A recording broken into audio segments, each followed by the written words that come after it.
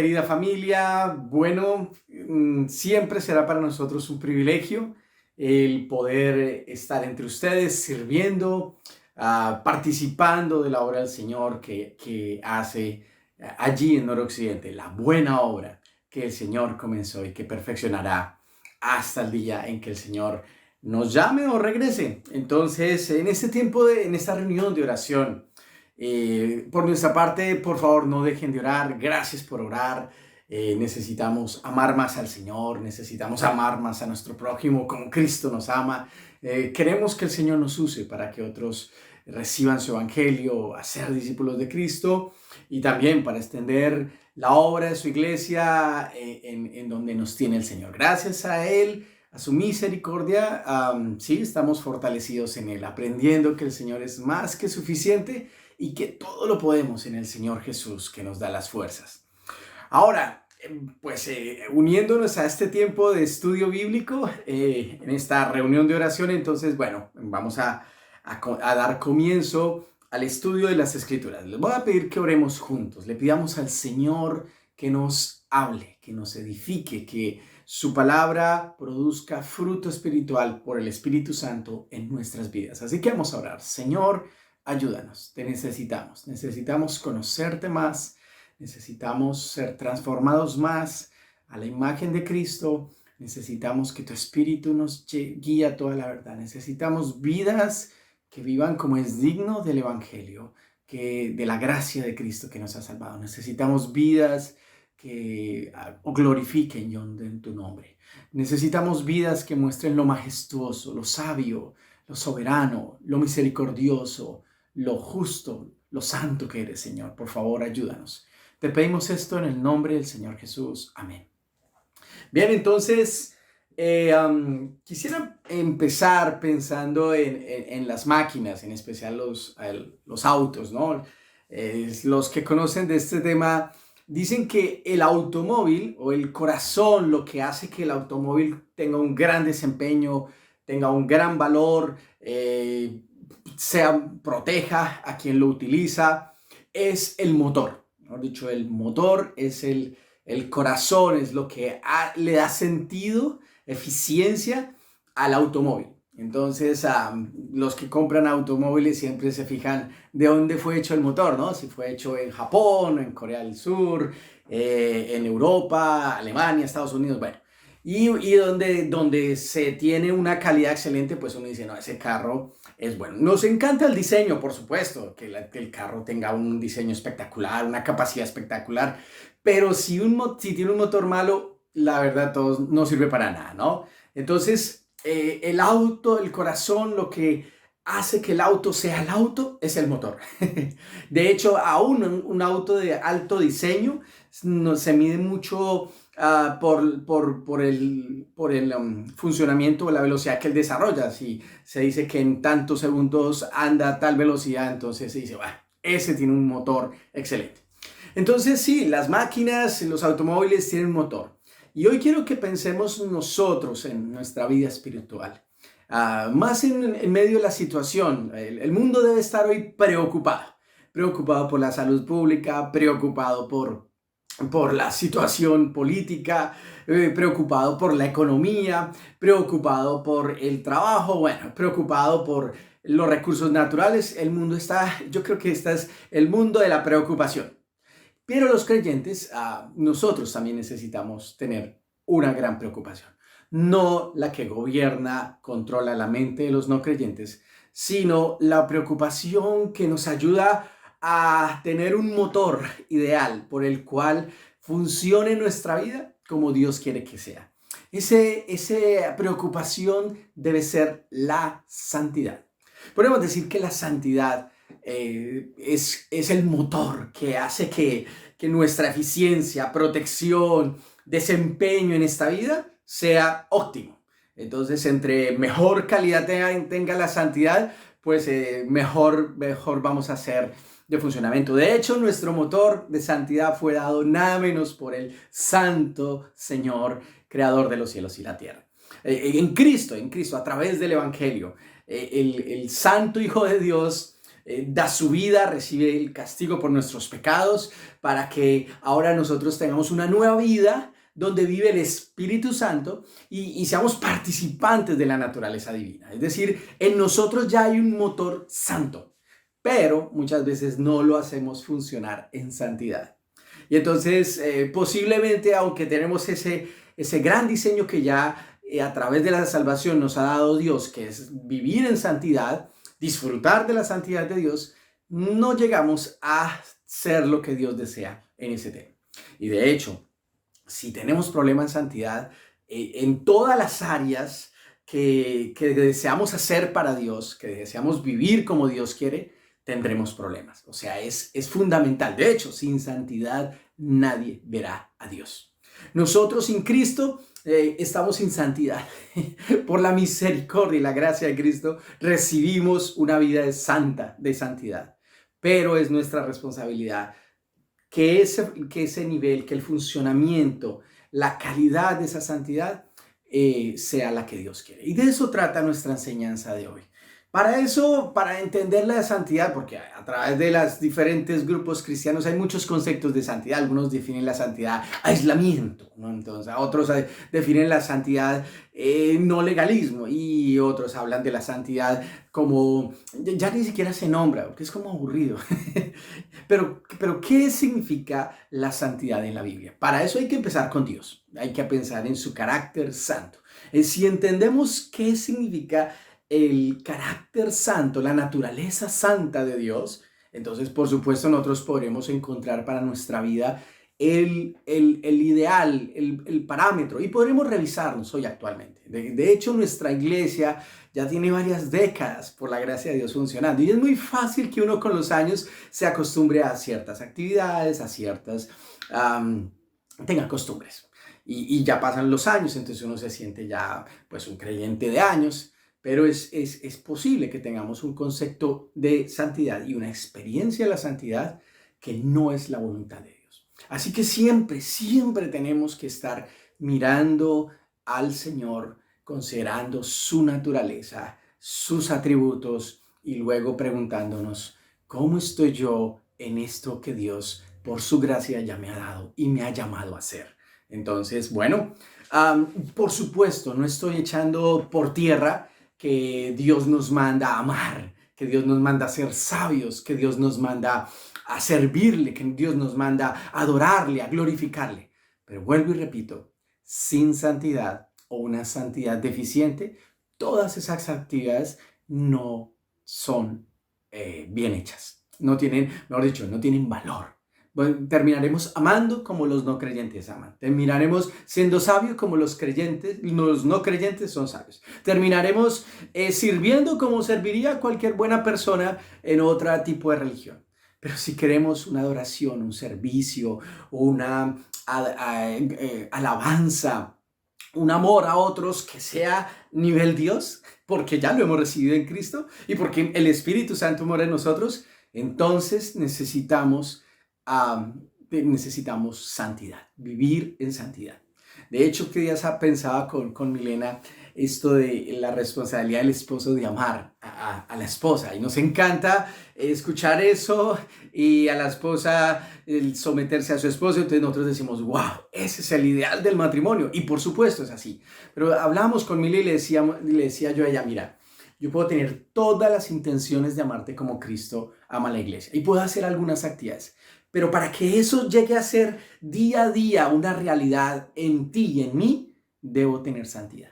Mejor dicho, sin santidad, el amarte a ti no será más que un disco rayado que no tiene sentido. Entonces, bueno, ahora sí, tenemos que considerar la santidad, ¿no? Después de esta introducción, entonces vayamos a un pasaje donde nos habla de la naturaleza santa de Dios. Pero el pasaje y el libro que está en las Escrituras nos muestra los efectos que tiene esa santidad. Entonces, y eso lo vamos a aplicar luego a nuestras vidas. Vayamos a Apocalipsis capítulo 15. Apocalipsis capítulo 15.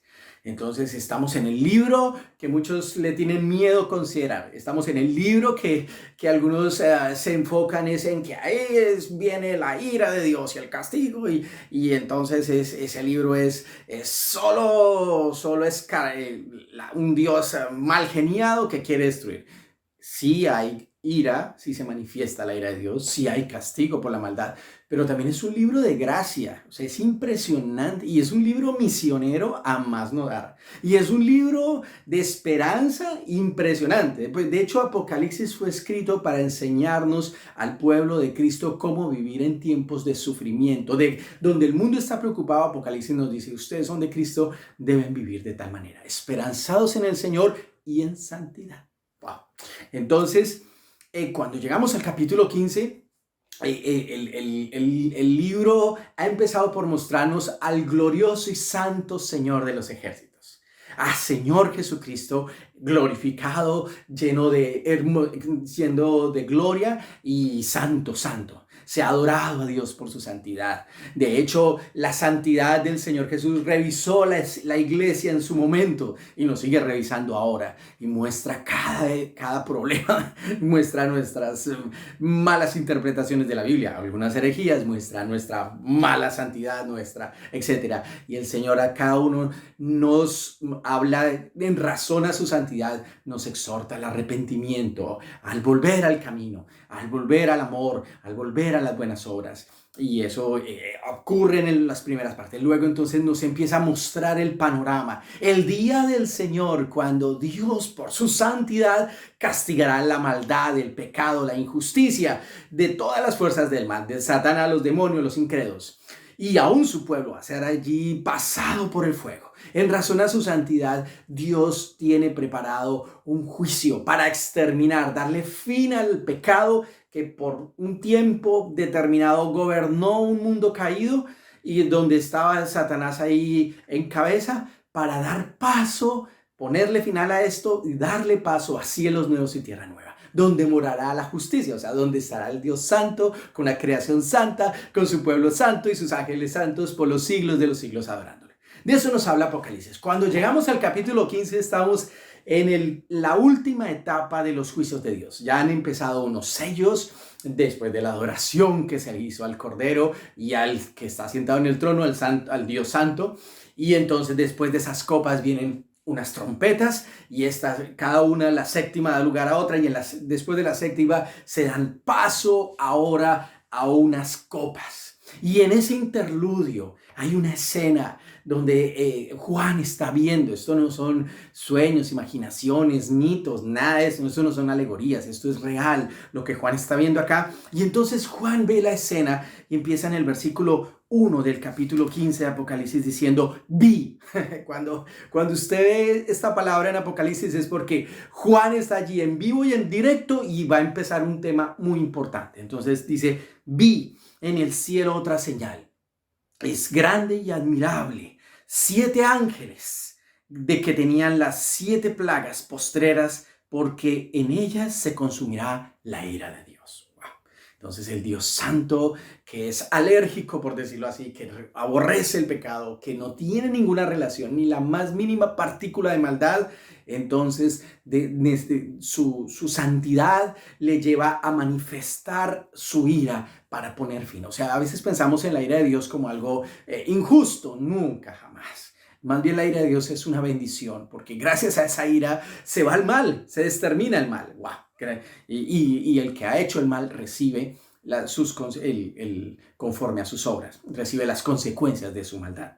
Luego entonces en el versículo 2 dice, vi también como un mar de vidrio mezclado con fuego, y a los que habían alcanzado la victoria sobre la bestia y su imagen y su marca y el número de su nombre, en pie sobre el mar de vidrio con arpas de Dios. Entonces aquí estamos en el mismo trono de Dios, ese vidrio, todo eso son imágenes, son formas humanas de expresar algo inexplicable, maravilloso que tendrá lugar en el tiempo del Señor, y que es el trono de Dios. Entonces allí nada menos ni nada más la gloria de Dios. Ese vidrio nos habla. Cuando habla de fuego, en capítulo 4 no había nada de fuego, pero aquí ya habla de que ese trono que que es como un mar de vidrio, está mezclado con fuego. Entonces está hablando, arriba dice, se consuma la ira de Dios. Entonces el fuego nos habla de que allí en ese trono se ha determinado ahora poner fin al mal, a la maldad. Pero en ese trono hay un pueblo que no sucumbió a las fuerzas del mal, que por gracia, por Cristo Jesús, está allí en pie, porque Cristo, a través de Cristo han sido lavados, santificados, justificados en el nombre de Cristo y por el Espíritu de Dios. Entonces ese pueblo está allí y ellos están dispuestos a alabar. Ellos murieron por serles fiel a Cristo. Aquí en el mundo los rechazaron, los vieron como los tontos de los tontos y los rebeldes que no se sometieron al anticristo, a la bestia, a las fuerzas del mal, pero allá en el cielo son bendecidos porque fueron fieles al Señor. Entonces, y están allí, obviamente vuelvo y resalto, por gracia, por la gracia del Señor Jesús. Y entonces, en ese escenario están con arpas, lo cual nos habla de que están ante necesitan alabar, necesitan adorar. Las arpas nos habla de la alabanza que merece nuestro Dios. Digno es el Señor de alabanza. Y entonces, y cantaban el cántico de Moisés, siervo de Dios, y el canto del Cordero, diciendo: grandes y maravillosas son tus obras, Señor Dios Todopoderoso. Justos y verdaderos son tus caminos, Rey de los santos. Wow. ¿Quién te temerá? ¿Quién no te temerá, oh Señor, y glorificará tu nombre? Pues solo tú eres santo. Impresionante. Por lo cual, todas las naciones vendrán y te adorarán, porque tus juicios se han manifestado. Solo tú eres santo. Luego no hay ángeles santos, luego no hay un templo santo, luego no hay actividades santas, luego no hay un pueblo de Dios santo, pero la Biblia resalta y este pasaje brilla diciendo que solo Dios es santo. Noten que este pueblo está allí cantando un cántico. Ahorita vamos a considerar mejor vamos a ver cómo el hecho de que Dios es solo santo, entonces se da el cántico de Moisés, ya vimos cómo se da en el trono la decisión de consumar la ira de Dios, pero vamos a notar cómo la ira de la santidad de Dios nos habla de muchas cosas que Dios es y hace.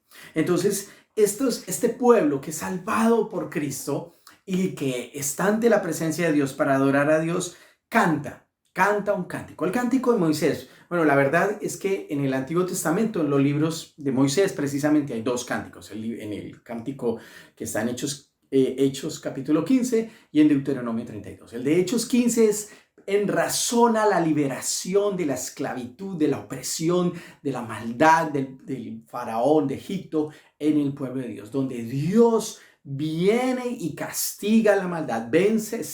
Fue una pelea, una guerra entre dioses, los falsos, la rana, el río, etc. Y el Dios único y verdadero, el Dios que era el faraón, ha vencido, el Dios verdadero ha vencido a ese Dios falso. Y entonces su pueblo que estaba allí bajo opresión es libertado. Y recordamos que ellos pasan el río en seco, mueren los enemigos de Dios y entonces Moisés canta, ¿no? Echó a la mar a quien les perseguía, caballo y jinete echó a la mar y habla de que tú eres grande, guerrero, combatiente, el Señor de los ejércitos. En el Éxodo capítulo 32 también es un cántico que Moisés hace más de despedida, intentando de forma poética hablar de la fidelidad, rectitud, gracia, soberanía de Dios y la rebeldía de su pueblo. Entonces es muy posible que este cántico nos está trayendo a la mente la liberación que Dios hizo, porque eso es lo que va a hacer aquí en Apocalipsis 15. Con sus juicios va a liberar a su pueblo de la maldad, a la creación caída la va a liberar, al mundo que está bajo maldición lo va a liberar, y para dar paso a cumplir sus promesas de un reino, cielos nuevos. Entonces luego dice que el cántico del Cordero, y esto, bueno, uno dice, bueno, ¿cuál de todos? Bueno, si es en base al Apocalipsis, por supuesto, el cántico ya se dio, allá Juan lo vio. Yo creo que después de que Juan ve capítulo 5, toda la adoración, exaltación que se le hace al Cordero de Dios. De hecho, la palabra Cordero ya nos traen el nombre santo de Dios, porque un Cordero debía ser sin mancha, sin defecto. Y entonces ese cántico, ¿qué era? Nada menos ni nada más que el Cordero nos ha redimido de toda nación, de todo pueblo, y nos ha hecho para Dios un reino de sacerdotes y gobernarán con él. Y entonces toda la gloria a lo que está en el cielo y en la tierra, todo debía dar alabanza y gloria al Cordero y al que está sentado en el trono y al Cordero. ¡Wow! Entonces ellos están allí. Noten que su cántico también dice que justos y verdaderos son sus caminos, o sea que Dios es íntegro, que grandes y maravillosas son sus obras. Todo lo que Dios hace es al nivel de él, grande. Grande nos habla de majestuosidad, nos habla de maravilla, ¿cierto?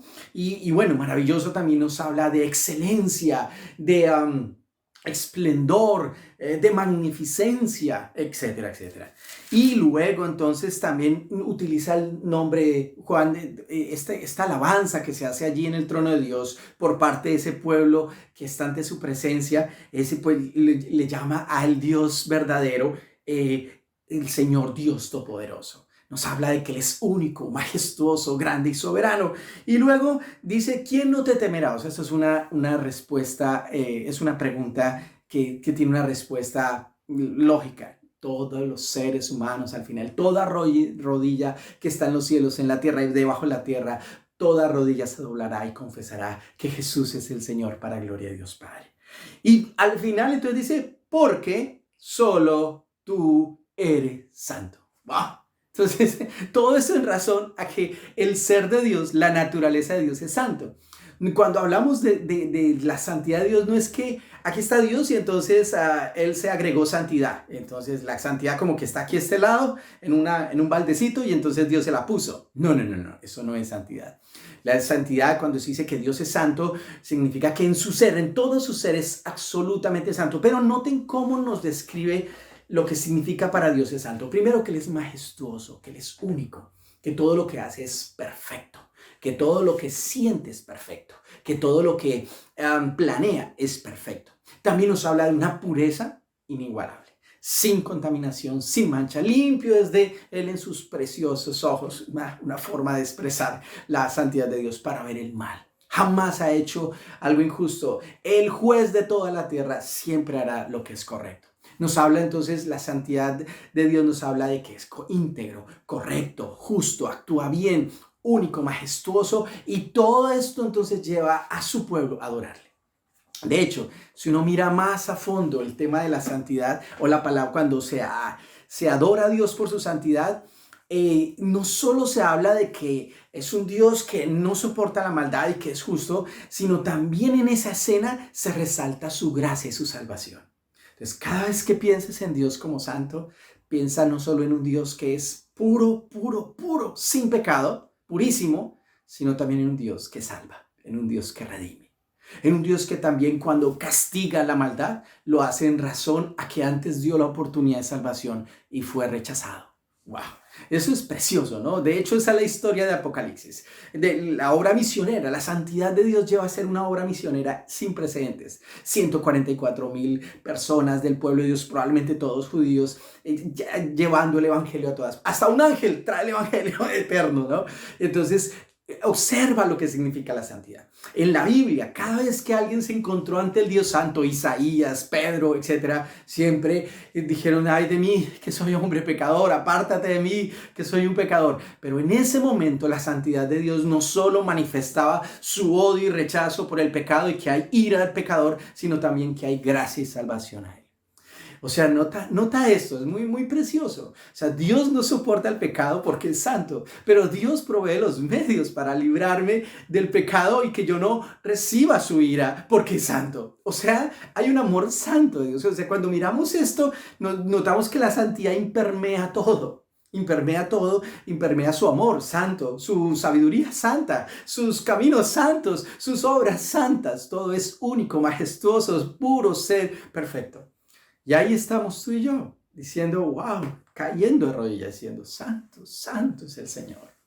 Y por la misericordia de Cristo, en Adán, o sea, sin Cristo, sin ser creyente en Cristo, pensamos, la santidad solo nos terrorífica y decimos, ay de mí, por favor, necesito un Salvador. Pero en Cristo es impresionante que Dios ahora me ha hecho, cuando creó a Adán y Eva, eran santos como su Dios.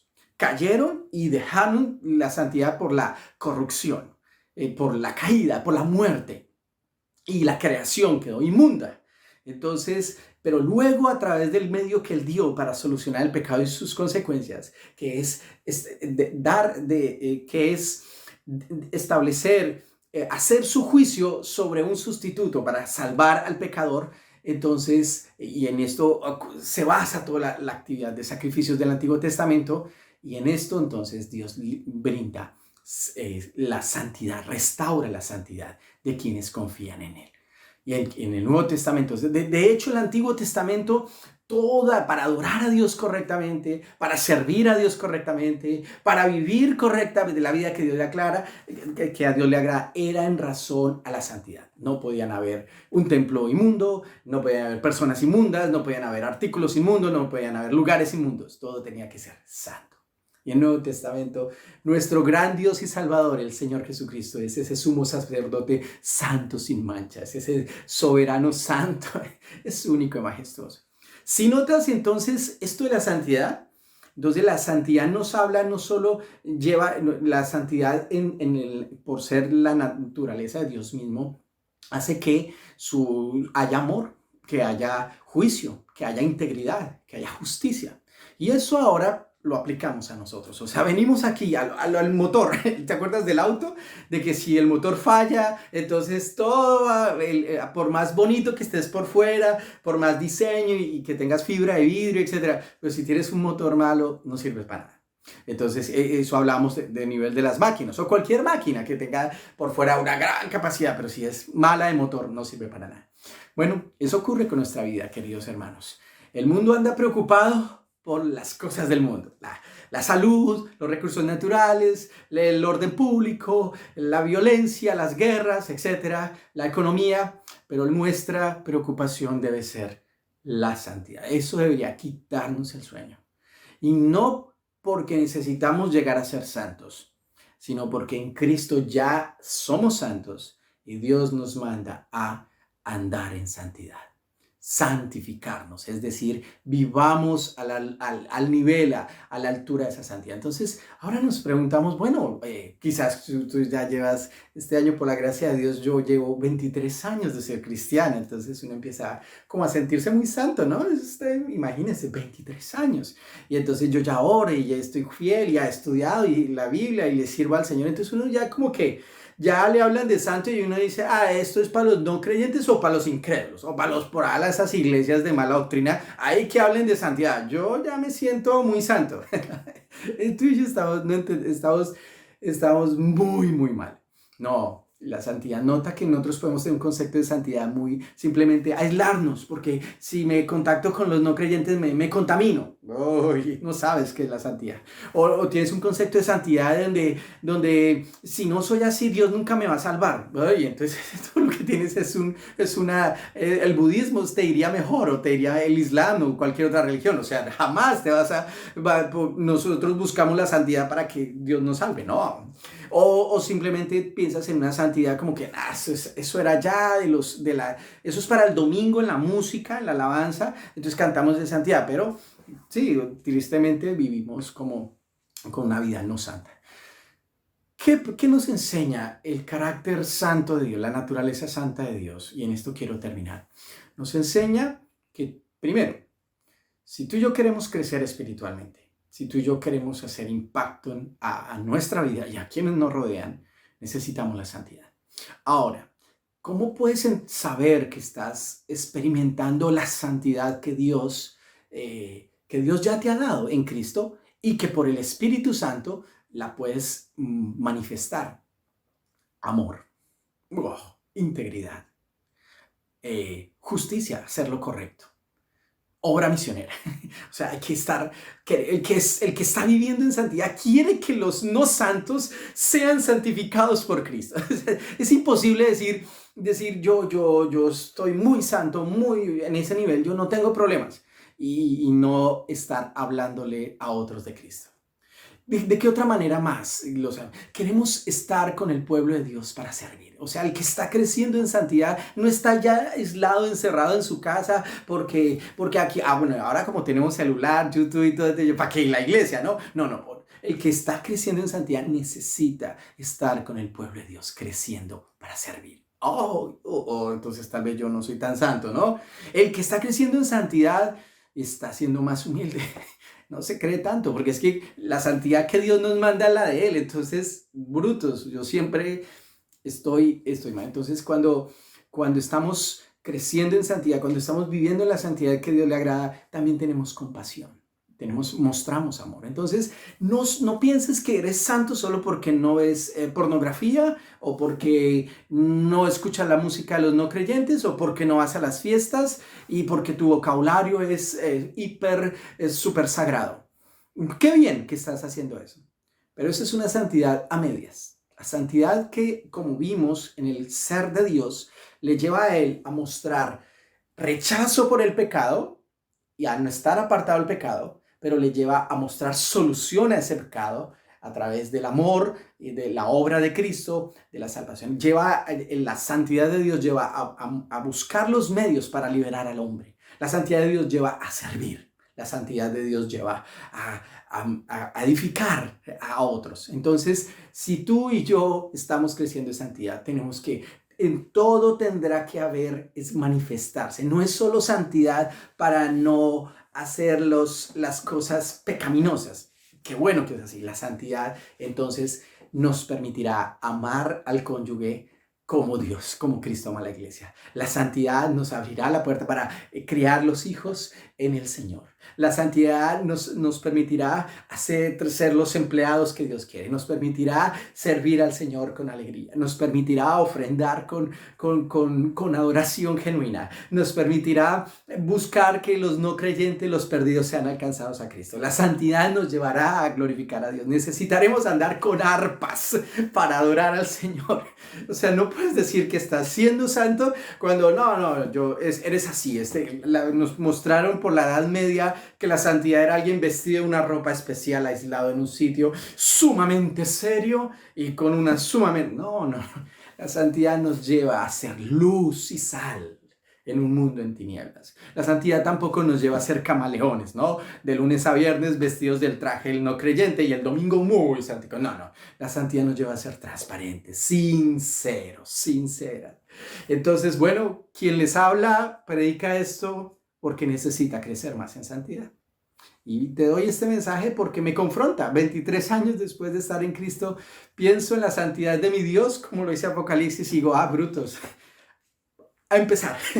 Vamos a empezar. Entonces sí, que el Señor nos conceda cambiar ese cassette, cambiar esa idea de una santidad que nos aísla, que nos lleva a ser ineficientes, que nos lleva a enfocarnos en nosotros, que nos lleva a no buscar a ayudar a otros, sino más bien, vuelvo y repito, que la vida espiritual de nosotros, el motor que nos impulsa, su santidad, nos lleve a amar a otros con sacrificio, nos lleve a buscar mi propia vida y la de otros, a apartarse del pecado, nos lleve a buscar genuinamente alcanzar a los perdidos, nos lleve a adorar a Dios en verdad, nos lleve al servicio a otros en humildad y en amor y en compasión.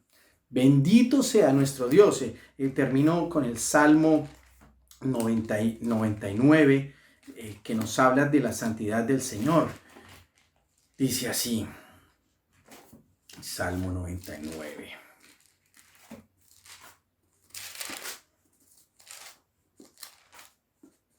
Mientras buscaba este salmo se me venía a la mente, bueno, en este tiempo de oración, oremos por la santidad de la iglesia, por tu santidad personal, por esta santidad que se debe manifestar, que hemos hablado en el día de hoy, por la santidad de Dios, que sea nuestro modelo, no la santidad que está desenfocada de Dios y de Cristo. y de su obra, ¿cierto? Entonces busquemos en eso. El Salmo 99, bueno, 98, 97, todos estos salmos exalta, dice Jehová reina, temblarán los cielos, Él está sentado sobre los querubines, se conmoverá la tierra. Jehová es grande y exaltado sobre todos los pueblos. Alaben tu nombre grande y temible. Él es santo. Aleluya. Alaben y tu gloria y la gloria del Rey. Ama el juicio. Tú confirmas la rectitud. Tú has hecho a Jacob, en Jacob juicio y justicia. Exaltad a Jehová vuestro Dios y postraos ante el estrado de sus pies.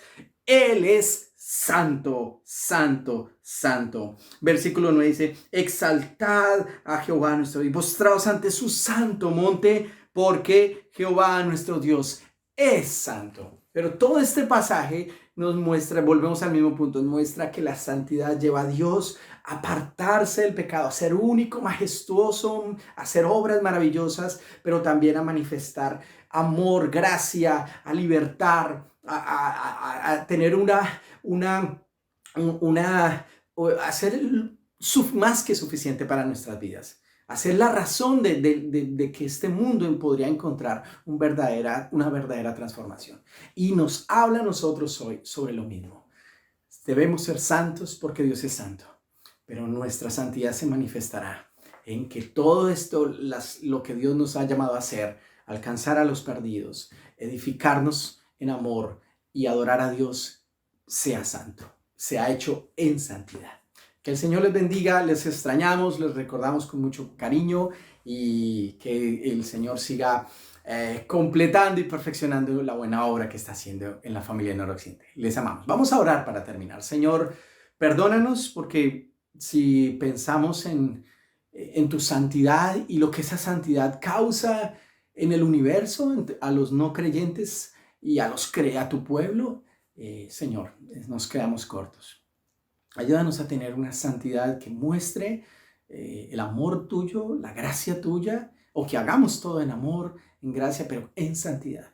Ayúdanos a tener una santidad que nos lleve a la preocupación por honrarte y glorificarte, por alcanzar a los no perdidos, por edificarnos, por crecer más, por ser más parecidos a Cristo. Ayúdanos a tener una santidad que exalte y glorifique tu nombre. Te lo pedimos en el nombre del Señor Jesús. Amén. El Señor les bendiga.